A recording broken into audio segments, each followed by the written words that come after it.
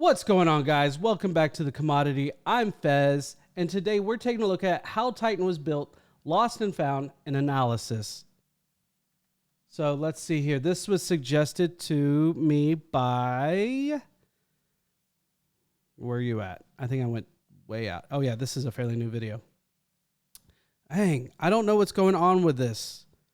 So, S.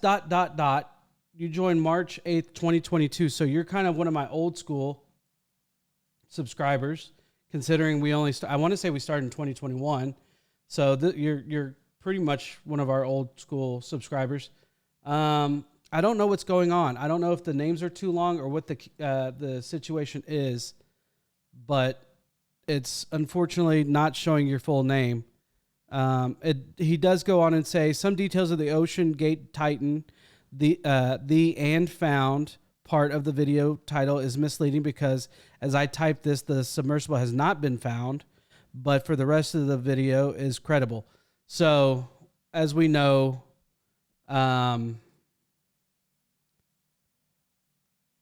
it's been found, unfortunately, in many pieces. It is a sad story, but link down in my description is going to be linked to my gaming channel. If you feel like subscribing, go ahead. If you don't. But I am trying to grow it, obviously, because I love playing video games and I do it on my free time. And let's go ahead and jump into this video. Ladies and gentlemen, it's your friend Mike Brady from Ocean Liner Designs, coming to you from the tail end of what has been a fairly difficult and confronting week for people interested in maritime history and the maritime world as a whole. This week we had two pretty shocking pieces of news. The first was that a vessel off of Greece had capsized, carrying hundreds of people on board, with hundreds of lives lost. The second piece of news... I don't think I heard about that. I mean, I may have, but I just feel like the Ocean Gate was such a big deal. But I mean, it's crazy. I don't know why. I'm sure I heard about it and I forgot about it. I mean, I've got a lot going on, so. News was that, of course, the Ocean Gate submersible vessel Titan had disappeared. It's obviously impossible not to compare the scope and tragedy of the two disasters, and there's been a lot of talk about that on the internet. The purpose of this video is to look at some of the techniques involved in locating the wreck of Titan, and there's been a few more developments actually since I wrote the points for the script of this video. So at certain points I'll be going off script to explain. But I thought you might be interested in some of the techniques and some of the technologies involved in actually locating the wreck, because this week there's been a lot of words being thrown around: sonar, radar, sono buoys, you know, that kind of thing. So I thought I'd explain some of it for you and just look at the technical aspects. We're not going to be going into a lot of conjecture because, as always, the internet has been full of conjecture and misinformation. Of course, the submersible was lost with 5 people on board, including somebody who was a personal hero of mine and many within the ocean liner community. Paul-Henri Nargeolet, PH as he was known, a giant in his field and just an absolute legend. So yeah, it's been pretty tough. Is he the scientist that was on board? Like, I feel like, yeah, no, I can definitely understand, especially if you do look up to somebody in there. So I feel bad for this guy. And I don't think the ocean liner and Titanic community is particularly big, so it feels a little bit like we've lost some family here. And yeah, I think we're all very sad.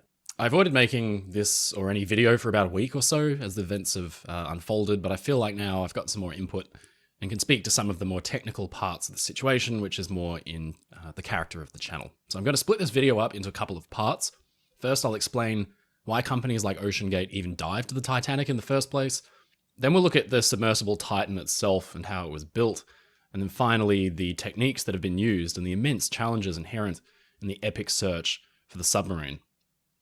So first of all, why do we dive the wreck of the Titanic? Why do we continue to do so? Titanic's wreck was found back in 1985 by Dr. Robert Ballard and his team. She's resting almost 4 kilometers down. That's something like 12,500 feet in absolutely crushing depth.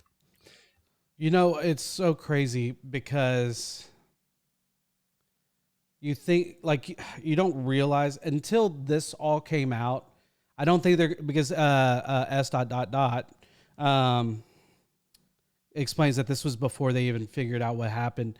So it's so crazy that I don't think I realized how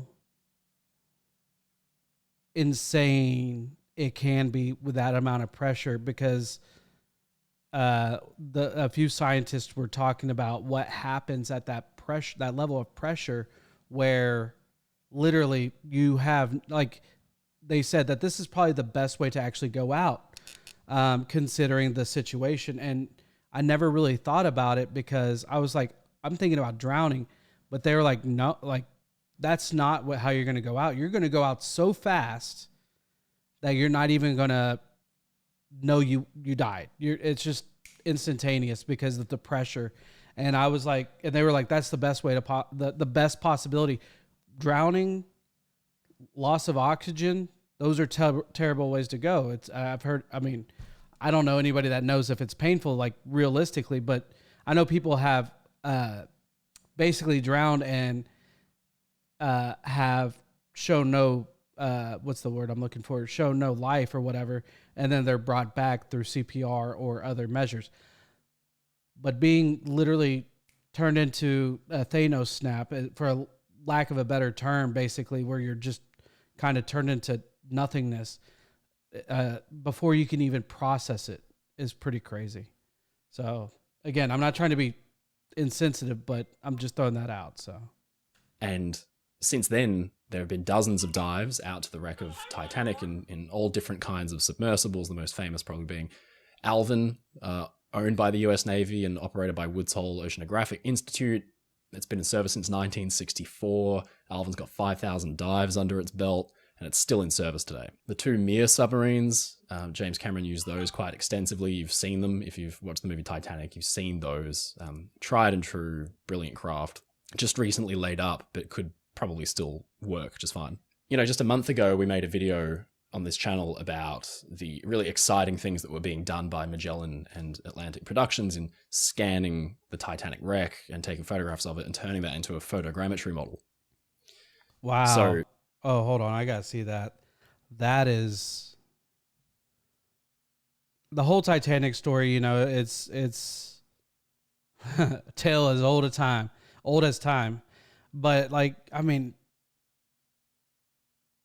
the ignorance of the I mean, I feel like we're playing it again with this submersible, like, assuming that we can just make these things that can handle these things. We can. I mean, James Cameron has been down to the bottom of the Mariana Trench for a certain amount of time, but he probably spent massively. Well, I don't know. I feel like it's probably had to have been massively more expensive to do than this Ocean Gate Titan. But this is really, like, just this. And I get why somebody would want to go down there. I want to go down there, but I have a fear. I would be horrifically scared of it, but I would want to go to it. But yeah, no, I don't want to die doing it either. So wreck and taking photographs of it and turning that into a photogrammetry model. That's so cool. So there's still clearly a lot of interest in the Titanic, and I feel like a lot of this is being mischaracterized as some kind of just millionaire's folly, that they're just running tour, you know, they call it the tourist submarine experience, which is just not true. OceanGate is a legitimate scientific research organization. It's privately funded. So I kind of want to, I hope he doesn't go after me for this, but I kind of want to agree, but disagree at the same time. Not agree to disagree, but agree and disagree. So I feel like it needs to be that touristy thing, just like what's the one that Blue Horizon or whatever it is for the go into space, because you need these millionaires and billionaires to go on these trips so you can help fund a lot of this cost. So at the same time, yes, but I think they say every time they go down, a scientist goes with them so they can do research and do all these things. So it's a means to an end is what it is.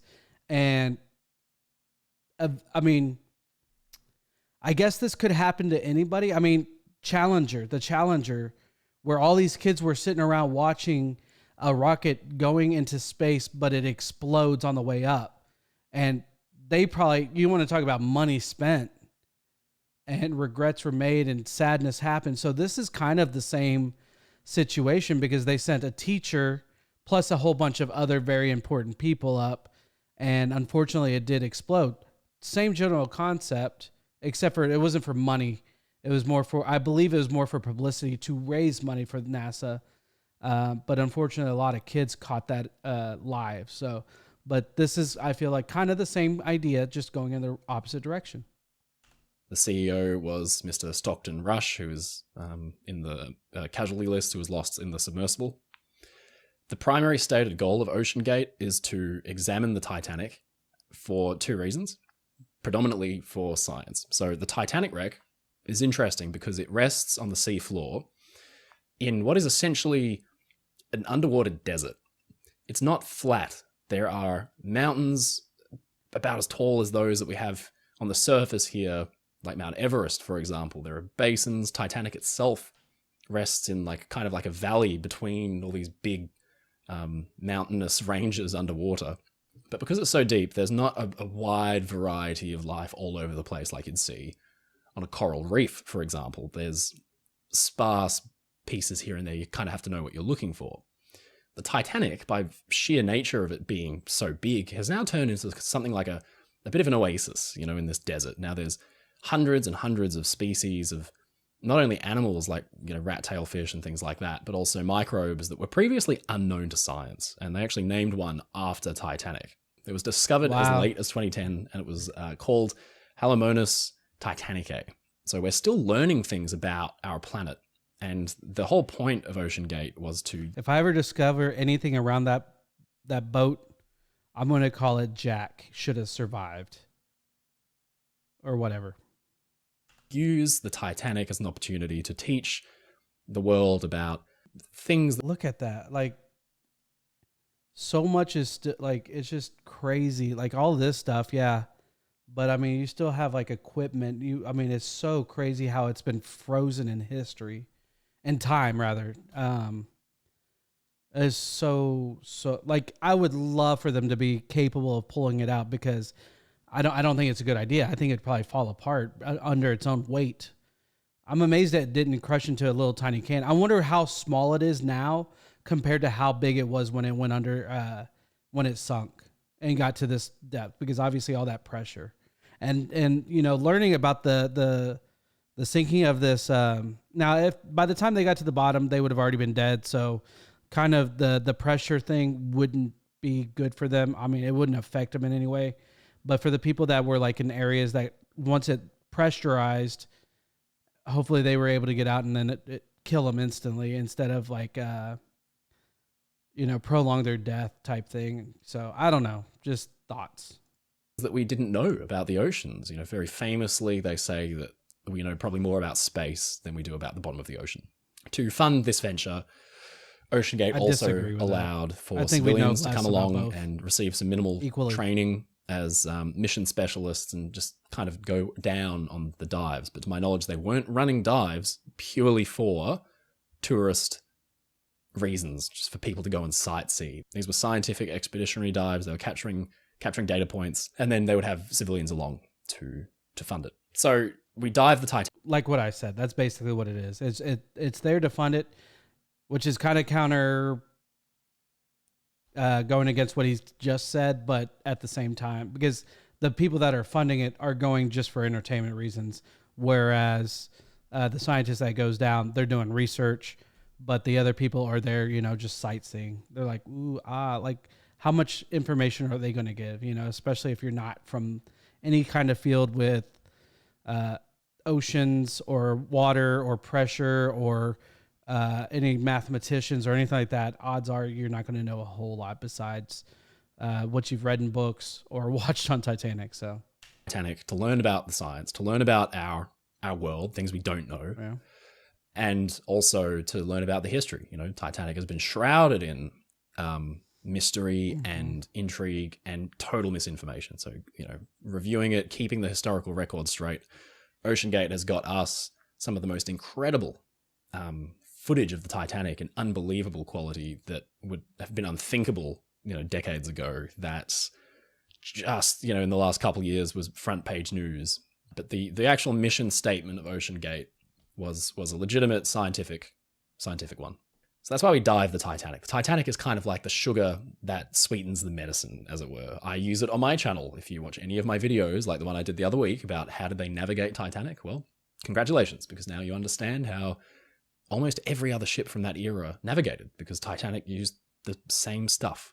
So you put it in the context of Titanic, people will click, people are interested in it, and people will learn a lot. So let's talk about the submersible Titan. Why is it not a submarine? This is a semantic thing, but a submersible is a vehicle that can submerge, but is predominantly reliant on exterior support. So in the case of Titan, she was not tethered to the mothership, but relied on navigational inputs and things like that. A submarine is almost a completely self-independent vehicle that it wouldn't need exterior support to operate or function correctly. So that's the difference between the two.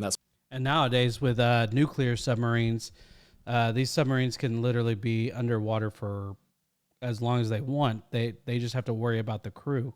And if they ever decide to do like a UAV version where there's not a single person or crew, and they're all up top doing it. I don't know if you can do that through the water, but it'll be really cool if they can. Be in like DC or something, flying around their or driving around their boat or their submarine. That'd be really cool. That's why Titan is more correctly referred to as a submersible, but of course the terms are being used interchangeably, so I'm not a pedant about using the right terms. So if I alternate between submersible and submarine, please forgive me.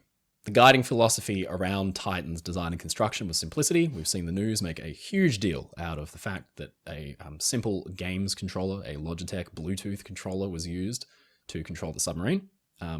This doesn't smack of last-minute unpreparedness or cheapness. This is almost kind of becoming standard practice. The US Navy, for example, the submarine USS Colorado, has employed almost identical controllers for operating the sub's weapons, some of the weapon systems, to operate the photonic masts, which essentially replace the periscope in a submarine. Really? So interesting. It's easy, it's intuitive, and it's simple, and it is tried and true. These are OEM parts. They are off the shelf, but they're off the shelf because they are tried and true, and you can use them. Now, and you're not having to re-engineer something that already exists that you're probably going to make about the exact same thing. Totally makes sense. I wholeheartedly agree. Controllers are, amongst other things, not just controllers, things are versatile, especially if you keep it open and capable. And I bet you Logitech's making grips of money off of that. How was Titan built and what made it unique? Well, recently many experts have come forward claiming that they were concerned about the way the submersible was designed and constructed. So let's look at why and how Titan was a departure from traditional deep sea submersible design. First, I need to introduce you to Alvin. Alvin is a research deep sea submersible first introduced in 1964 with around 5,000 dives under its belt, and it's still in service today. Most deep sea submersibles follow Alvin's pattern of design. At its core, if you strip away all the surface level exterior stuff, the submersible is built around this crew compartment called the pressure vessel. Everything outside of this compartment is simply equipment which by themselves don't need protection from the crushing water pressure at depth, but everything inside the pressure vessel must be protected, including the crew. So the pressure vessel has to be able to stand up to the insane conditions. In the case of the Titanic wreck site, the pressure is about 400 times that on the surface, or the equivalent of 6,000 pounds per square inch, or 3 tons of pressure per square inch. Wow. To survive this kind of insane force, the Alvin's pressure vessel is a special shape. It's a sphere, a ball, made out of titanium, which is itself an immensely strong metal. How is nothing else affected? Give me something, give me a square inch, and then give me 3 tons of weight and see what happens to a piece of whatever. I feel like that's a lot of pressure. I feel like the rest of that needs to be like, why not do the whole thing? Does that seem overdone? maybe this is not my area, but just hearing it saying 6,000 or was it 3 tons? Yeah, 6,000 pounds. I'm assuming. Well, he said per square inch, so I'm guessing the imperial tons, which is a little bit different. But yeah, that's just.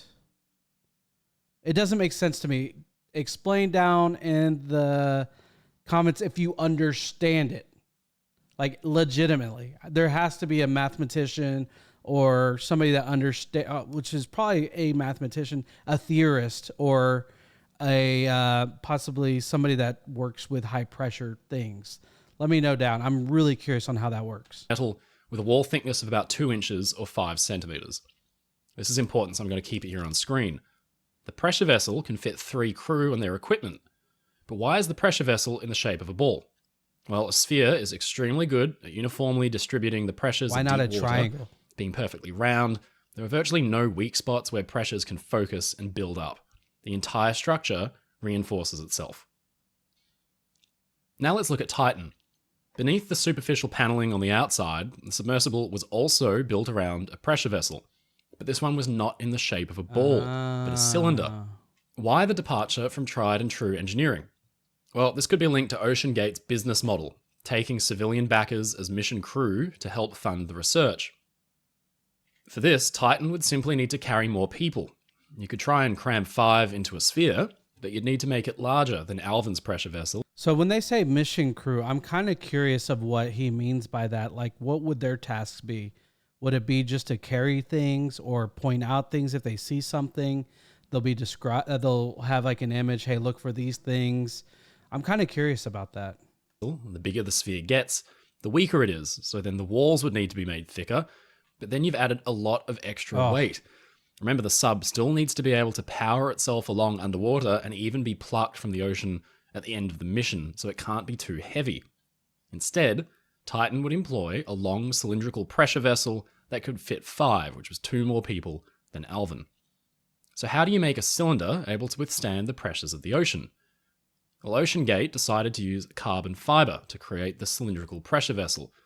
And this is an actual video of them making the pressure vessel. This was a wound carbon fiber hull where they literally wound strands of carbon fiber over a cylinder until the desired wall thickness was achieved. Wow. That wall thickness, a whopping 12.7 centimeters or 7 inches. This is a huge... Wow. 7 inches? That's like average, right? Jump on Alvin's 2 inches because the cylindrical pressure vessel was much bigger and its shape was like possibly way not as above average, adept at evenly actually distributing the compressive forces at depth, so the wall simply had to be thicker. So now you have a carbon fiber tube that needs to be made watertight. So the carbon fiber was capped at either end with titanium rings, which would be used to then attach the hemisphere end pieces, which were also very heavily... I mean, I know that carbon fiber is very strong. Would it not make more sense? Because I understand titanium is probably substantially heavier. To make it out of titanium, but maybe not as thick as... I mean, I would think that... I don't know what the strength between the two per square inch that it can handle, the pressure it can handle. Because I think you could use less titanium. 7 inches is like that much right there. So I'm just curious. I don't know. This is really, really intriguing. Heavily reinforced, made out of titanium. After the carbon fiber pressure vessel was formed, the titanium rings were bonded to it at either end. So the exact method of bonding is a mystery to me, but articles online from when this was done in 2017 focus on tight engineering tolerances and a high amount of precision. And then to these rings could be bolted the heavy-duty end hemispheres, one of which featured an acrylic viewing porthole, which was about 7 inches thick. Now, let's talk about possible points of failure for both designs. Again, I would assume that the windows are definitely a chance of failure, because if it's the same thickness as carbon fiber, I would assume it's substantially weaker than carbon. fiber, especially under those pressures. And then obviously around the ring right there between that seals the carbon fiber and the hole. It seems like there's a lot of possibilities that could happen. Naturally, hatches and portholes might be seen as weak points, but they actually aren't. They use water pressure to their benefit. Alvin has a single crew hatch on top of the pressure vessel. You'd think that this might be a weak point, but the water pressure acting on the submersible from the outside actually presses in on the hatch, making the seal even more watertight. Oh, okay. The same is true of the portholes. They're small, round, and extremely thick, good at distributing pressure, and they're pressed in against the pressure vessel, creating a watertight seal. Remember when I mentioned that a sphere is adept at distributing pressures? There are no obvious places for pressure to build up. Right angles are the worst for this. The infamous de Havilland Comet was a jet airliner that suffered a series of explosive decompressions because pressure built up in the corner of its square windows and tore the aircraft's skin. Now, aircraft windows are rounded so that they evenly distribute the stress. It's the same principle. Titan had a couple of right angles, most obviously at either end of the... But does a principle have limits? Because obviously, I mean, you're dealing with high pressure and... Okay, I'm muting my phone. You're dealing with high pressure up in...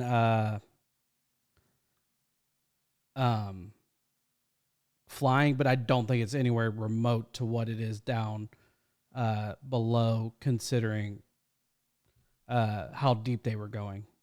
So I wonder if there's limits to a principle if you're basing it off of something that flies. I don't even know how high. Hey Google, how high does a 747 typically fly? According to Scandinavian Traveler, for example, the Airbus A320 has a maximum altitude of 39,000 feet and the Boeing 747... Okay, it had 45,000 feet. And then, of course, I don't remember what they said, how far down this was. I think that was pretty close. So maybe I'm okay. Maybe they're in the right tolerances. The pressure vessel where the end domes met the rings. But remember, the water pressure would be acting on these from the outside to make the seal even more watertight. Much has been made by the media about Stockton Rush, OceanGate's CEO, talking about how the porthole would be, quote, squeezed in by the water. But now you know he was probably referring to the pressure which was used to the submersible's benefit at depth to create even tighter seals. Instead, areas of concern around Titan focus on the materials. Wound carbon fiber is not like titanium. It's made up of layers of the material wound atop one another and essentially cured into place. Space. You have air. After dozens of dive between. cycles and pressurizations, and remember, at this point, the submersible is about 5 or 6 years old, the fear is that the material might be susceptible to delamination, where the individual layers may separate. Makes sense. On top of that, there are 2 points in Titan where different materials in the pressure vessel meet, at either end where the carbon fiber hull is bonded to the titanium rings. The guiding That's like all of a P1's worth of carbon that they just used. philosophy of submersible design is to avoid introducing potential points of failure, especially on the pressure vessel where different materials meet. But here, Titan may have featured around 2 or 3 weaknesses relating purely to its material construction.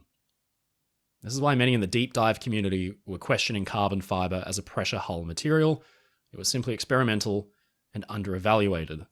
Titan was the largest wound pressure vessel yet constructed, and the first one to ever be employed to dive the Titanic.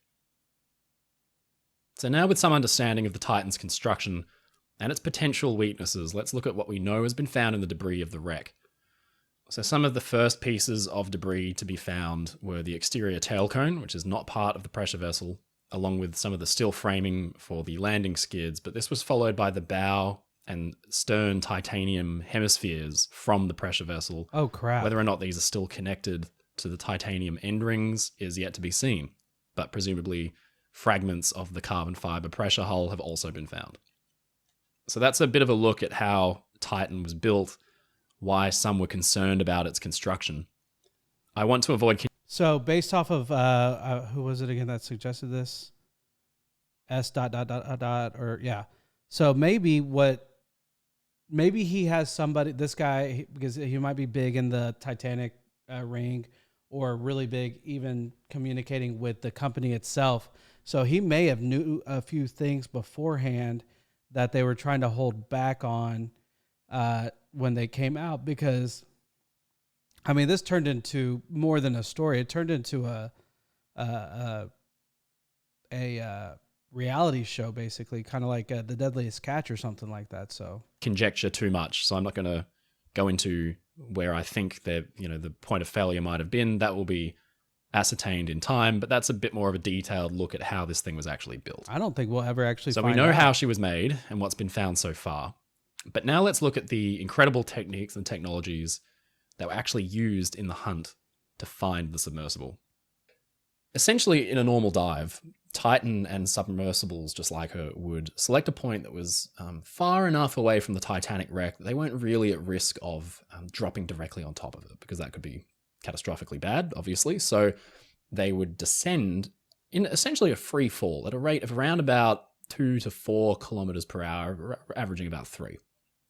And they would do so in almost a powered down state, essentially. The non-crucial electronic equipment is essentially on standby because you don't need power. It's a 2-hour drop, and the submarine is just essentially falling for 3 or 4 kilometers. for So 2 the crew hours. Holy cow! turn off a lot of systems they don't need and kind of just hang out. Some fell asleep in previous expeditions. And then on approach to the seabed, the submersible would begin to power up those crucial systems like the engines and things like that. So when reaching the seafloor, they could come to a gentle rest. The thrusters are powered up, and they can then start making their way towards the wreck of Titanic to have a look. Typically, the bow That is actually the looks most really iconic. cool It's the like most that. easy rallying point for easy navigation towards. And in Titan's case, the submersible actually relied on signals from the mothership to navigate, which people again have made a lot of, but it's it's a different way of doing things. The design philosophy for this vessel was simplicity. Why would you need to load a submersible up with a lot of navigational equipment when now we could rely on other communications systems to essentially guide the submersible from the surface? It's just a different design philosophy. At a certain point, Because for the longest time they used to use like an electric or a powered unmanned version of a submersible to check out the Titanic. So thinking about that now, this seems very risky based off all the information he's given thus far. and this is interesting because it is kind of coming from people like Bob Ballard, who found Titanic back in '85, James Cameron, and people in the know. There was a catastrophic implosion of the vessel when the hull was breached. That woven carbon fiber hull obviously was breached at a certain point, and it seems that they were aware of the situation because the submersible had an acoustic system that was essentially designed to tell if the hull of the vessel was under stress from sounds it was making, and would then essentially sound an alarm saying, you've got a problem. Bob Ballard, James Cameron are indicating that the submersible dropped its ballast weight in an attempt to emergency surface, but didn't make it, and the hull was compromised, and the vessel was destroyed because of it. We know that now. The Navy knew it then, and I'll explain why in a minute, but the information wasn't made publicly available until just now. Now, obviously, for quite some time, for the last few days, the search was being treated as a search and rescue, and people were fixated on the idea of, there not being enough oxygen to support 4 or 5 days underwater. So we understand what has happened to Titan with some degree of clarity and certainty. What I really want to talk about is the technology and the techniques that they use to hunt for the submersible, because it's really fascinating stuff and more in tune with what this channel is about, which is how technology works. So for the search teams involved, they had a suite of technologies at their disposals to search for the missing submersible. And these mainly relied on information about where the submersible was. So the first piece of technology, your eyes, binoculars, visual sighting on the surface. The submersible was fitted with a number of fail-safes that in the event of an emergency, she could emergency surface. And then it would be a case of spotting visually the submarine. So you had aircraft, United States Coast Guard, Canadian aircraft scouring the sea surface to visually make contact with the submersible, but also to employ radar. Now, essentially, radar is pretty common practice for identifying contacts or vehicles on the surface. It relies on a transmitter that fires out radio beams into the atmosphere. And then if those beams hit a solid object, especially metal or things like that, the beams are reflected off in all different directions, and some bounce back at the radar installation. And from that, you can essentially get a picture of if there is something out there. In It's the called- way, you can get yeah. a radar contact, and it's especially useful for seeing big things like ships and large objects.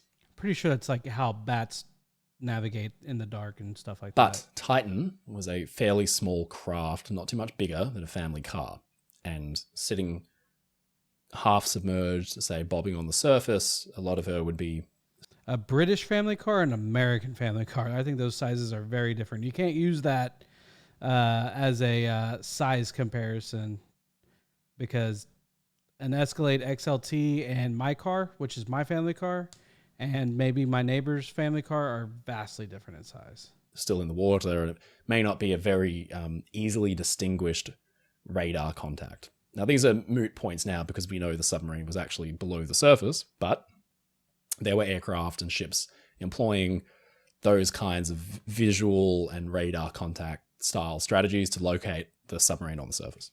But how do you search for a submersible underwater? This is a really interesting bit of history and engineering and technology. The primary tool for looking underwater is actually sound. Sound travels very, very far underwater. And they actually knew this back in Titanic's day.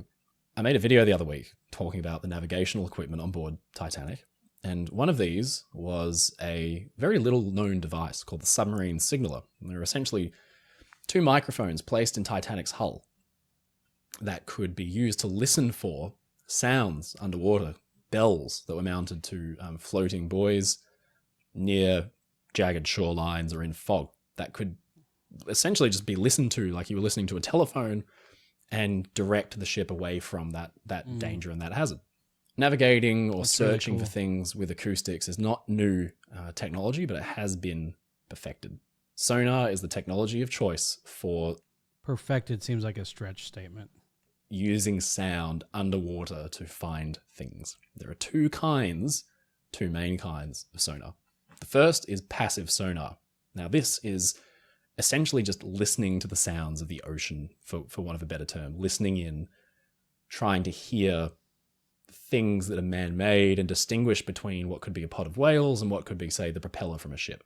Now, we've all heard a lot about tapping sounds, supposed tapping sounds that were coming from the submersible or were picked up or heard by Navy vessels or Coast Guard vessels. Passive sonar would be the I was told that it was by, or at least the news said it was by a plane. I want to say Canadian plane or something like that. And that's what really baffled me. I was like, they said a plane picked it up. So that really struck my interest because I figured that there was no way unless you were at least in the surface or had something underwater to be able to pick it up. But I mean, what do I know? I mean, all I know is a lot of signals can't be transferred through water. I know that. But I don't know if it's all signals or if it's specific signals, and I don't know how you're picking up noises from a plane. the technology that they would use. Essentially, these are But I may have misheard receivers too. So that can detect sounds that simply travel through water a long distance. There are two kinds of passive sonar. There's wideband and narrowband. And essentially wideband is like casting a wide net and getting a rough bearing on. You hear a sound and that's kind of gives you maybe an idea of where something is and in what direction roughly, or if it's coming towards you or what have you. Narrowband is like taking a microscope to that sound, splitting it apart and looking at all the different frequencies in that, say, recording of sound. That's because interesting. boat propellers and dolphin pods and whales and tectonic activity, all these different things make sounds at different frequencies. And you can essentially split the sound apart and pick out, okay, that is a boat. that is a whale. We don't know what that is. Canadian aircraft and search and rescue aircraft are flying around, dropping sonobuoys into the water that they can use to essentially listen for any sounds. Gotcha. Of course, one of the easy ways for a submarine or submersible crew who are trapped down below, still alive in their craft without communication to the outside world, to signal. Is that what that was that they were talking about? Let me see if he was that they Canadian. Can use to. I'm guessing he is Canadian. Essentially listen for any sounds. And of course, one of the easy ways for a submarine or submersible crew who are trapped down below, still alive in their craft without communication to the outside world, to signal where they are, is to simply rap on the side of the hull of their submarine. The sound will travel through the water and it will be heard. Interesting. The secret to this is not to constantly knock, because that can get lost in this huge soundscape that is the ocean. The ocean is very loud, surprisingly loud. Not only that, but sonobuoys or passive sonar listeners from a distance are essentially listening to, imagine if you were standing in a canyon yelling, and that sound is traveling and traveling and traveling and becoming distorted and warped. You need to listen very carefully to what is being said. It helps if the message that is being sent is simple, concise, and easily determinable as to what it actually is. So for that specific purpose, submarine and submersible crews are trained to tap out around about 3 minutes every half an hour. That kind of messaging from below is very clearly a deliberate attempt at making contact with the outside world. It's regular, it's at intervals that are perfectly timed, and it will cut through the noise because it happens and then it stops, as opposed to continual. It seems like this would have been a good opportunity for somebody to actually that goes pretty constantly know Morse code or something like that, where they can at least where you can kind of expect like when you're going down, like you let them know, like I'm gonna, if anything were to happen, we're tapping, we're alive type thing. It just over and over and over again, because I know he said, but if you're constantly saying the same thing, I feel like on this level you'll be able to pick it up. I might be wrong, just a thought. So, I might be way wrong. Sound that could just get lost. So that kind of tapping would be picked up by passive sonar.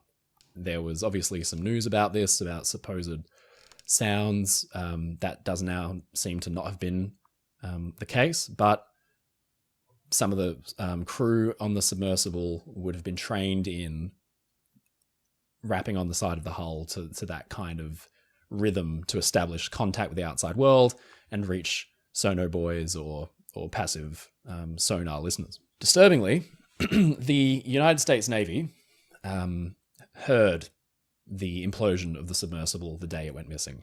What? Pretty much the minute that communications with the outside world were actually lost. And they immediately reported that to the incident commander. The way they heard that is that the United States government actually has a quite secret installation of essentially passive sonar listening devices all over the ocean there they were originally installed during the Cold War to listen for Soviet submarines. They are fine-tuned and powerful enough that they can hear sounds like seismological activity, undersea earthquakes. They detected, they heard with their passive sonar, they actually heard the Titan's implosion. They knew about it and they told the incident controller, and so search teams were able to use that information to essentially zero in on where Titan was. Now, finally, we come to the second. Why did it take us so long to figure out the situation? Or to find, were they holding back the information until they found at least some of the shrapnel from the implosion? I'm not a conspiracy theorist at all, because conspiracies bring up ignorance to me. Flat earthers, type of things like sonar. that. We've looked at passive sonar. The other type that could be used to locate a missing submarine or submersible is active sonar. Now, I am sure that from movies or cartoons, a lot of you would be familiar with this sound. Of course. Back in the day, active sonar was used by destroyers to essentially see underwater and look out for enemy submarines and chase them down and destroy them. The way it works, unlike with passive sonar is essentially just... Okay, I'm kind of guessing here. Here's my guess, is they'll know if something's down there based on the because I'm sure they know the depth at what they're at, the floor of the ocean is.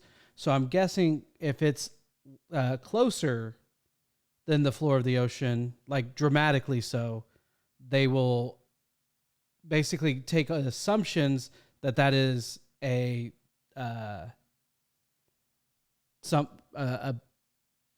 submarine of sorts. So that's my guess. I just wanted to see if I could guess it right, but I could be completely wrong too. So just listening to the ocean. Active sonar involves sending a signal out into the ocean and waiting for those sound waves to bounce back. And that feedback, once they return to the sonar installation, can give you information on how far away the object is, for example, that the sound bounced off of, what shape it is, how big it is, that kind of thing. That much detail. Now, this is called a sonar ping, and it is essentially in its basic form a very, very, very loud sound that is made by essentially like the transmitter, we'll say, of the active sonar installation that is just fired off underwater. And this can really startle anything in its path, especially animals and divers. This is an amazing piece of footage. It has been very kindly provided by the diver, Jim Ryan. Listen to this sonar ping from a nearby US Navy vessel while Jim was just diving, and you'll see what I'm talking about.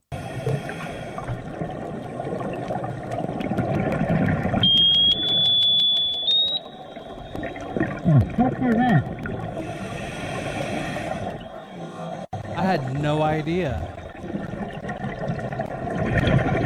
It's that loud. I thought it was going to be just like at a level where, like, a dog whistle, where a machine or something can hear it, whereas humans can't. That's insane. And you can kind of hear it pinging off into the distance and echoing as it goes through the ocean. That is crazy. It's a good demonstration of how sound itself just travels underwater. Active sonar is a lot more advanced than it was back in the day during World War II, when submarine sonar and destroyer sonar sounded like this. Which sounds so cool. Single note, single frequency that can give you very, very limited information.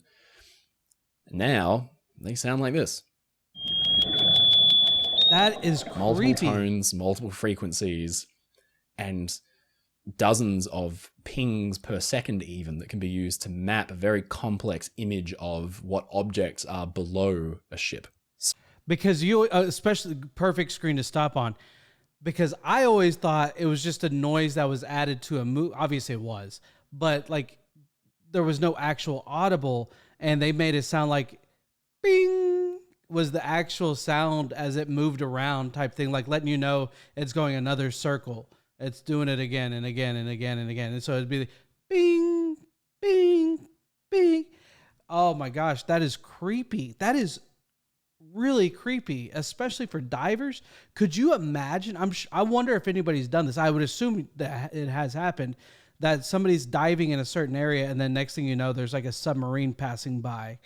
I mean, that seems like it'd be vastly dangerous. I've seen videos of obviously like large whales and different types of shark and all those kind of things. But I mean, I'm kind of curious about like if you're diving like a very, very like you're just going into very deep water where you're not planning on going to the bottom, but you're kind of wanting to see what's kind of in the middle or somewhere in its depths.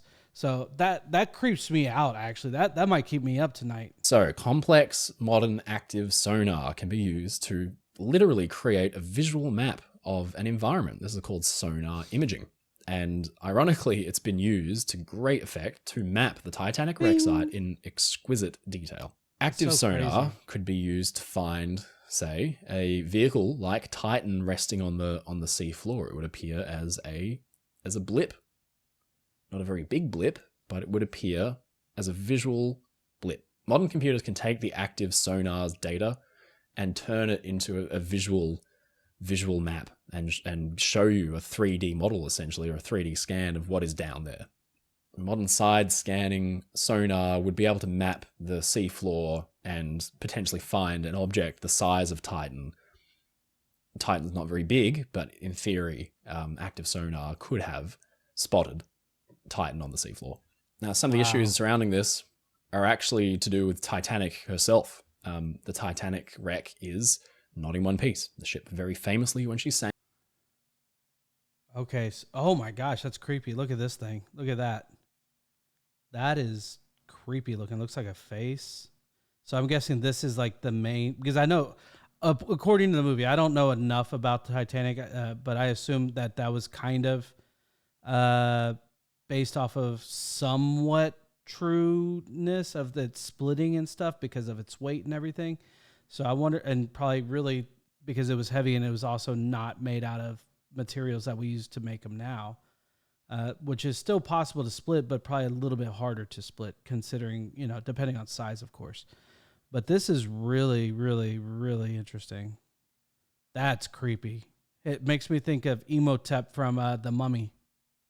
Tank broke apart at the surface, spilling hundreds and thousands of objects and pieces of wreckage all over the seafloor. How detailed is that? That is so crazy. A submersible like Titan to come to rest in the debris field.